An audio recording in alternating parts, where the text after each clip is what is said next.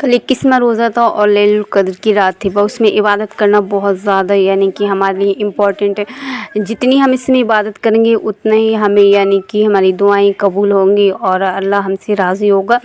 और ये रातें बिल्कुल यानी कि 10 दिन की रातें बिल्कुल नहीं छोड़ना चाहिए। इसमें दिल खोल के हमें इबादत करना चाहिए। अस्सलाम वालेकुम friends, welcome back to my new blog. I hope friends आप सब अच्छे होंगे।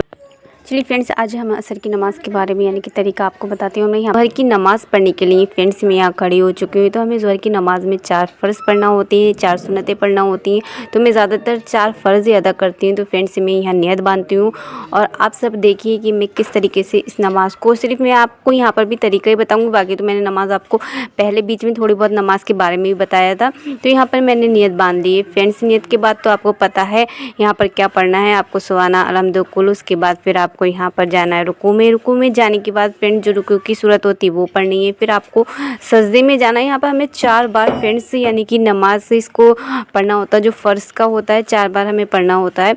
तो यहाँ आप इस तरीके से देखिए कितनी बार मैं यहाँ पर पढ़ रही हूँ, कितनी रखते पढ़ रही हूँ। तो यह आपको इस नमाज में पता चल ही जाएगा। और आई होप मेरी वीडियो भी अच्छी लगी तो प्लीज़ लाइक करना, चैनल को सब्सक्राइब करना। मैं दोबारा उठ चुकी हूँ और यहाँ पर मैंने 4 नहीं, मैंने फिर से यहाँ पर बांध दिया है। तो फिर यहाँ पर मैं रुकू के बाद सजदे में जा रही हूँ। सजदे में जाने के बाद वही तस्बीह मुझे फिर से यहाँ पर पढ़नी है 3 बार। तो आप 3 बार वही तस्बीह पढ़िए जो मैंने आपको नेक्स्ट वीडियो में बताई थी। तो फ्रेंड्स मैंने सजदे में वही तस्बीह फिर से पढ़ी है और यहाँ पर फिर अत्तहियातो पढ़ना पड़ती है, वो आपको पढ़ोगे।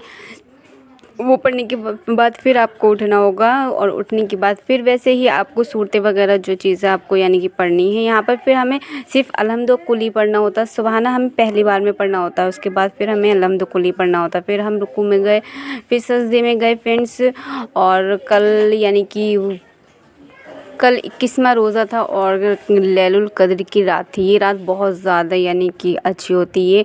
ये हज़ारों रातों से ज़्यादा अफसल रात होती है। इसमें जो भी दुआएं, जो भी चीज़ें, इबादत जितनी करी जाती है उसका हमें सवाब मिलता है। हमारी दुआएं कबूल होती हैं क्योंकि अर्श पे यानी कि कहते हैं फ़रिश्ते उतरते हैं और वो ये देखते हैं कि मतलब कौन जाग रहा है कौन नहीं, उनके लिए वो यानी कि दुआएं करते हैं। तो ज़्यादातर हमें इन रातों में यानी कि जो लास्ट अर्श है इसका होता है रोज़ों का, तो उस 10 दिनों में हमें इबादत दिल खोल के करना चाहिए क्योंकि इसमें हमारी इबादत कबूल होती है। और यहाँ पर मेरी नमाज़ फ्रेंड्स यानी कि 4 फ़र्ज़ मेरे मुकम्मल हो चुके हैं, मैंने यहाँ अदा कर दिए हैं।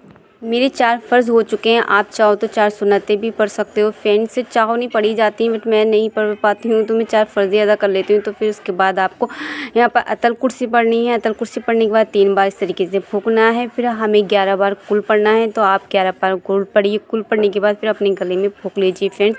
फिर जो तस्बीह पढ़ी जाती है हाथों पे वो आप तस्बीह पढ़िए। फिर दुआ कीजिए। मैं आप सबके लिए दुआ करती हूँ अल्लाह सबको यानी कि सुकून और चैन और अमन की ज़िंदगी दे। और प्लीज़ मेरी वीडियो को लाइक, चैनल को सब्सक्राइब करना मत भूलना।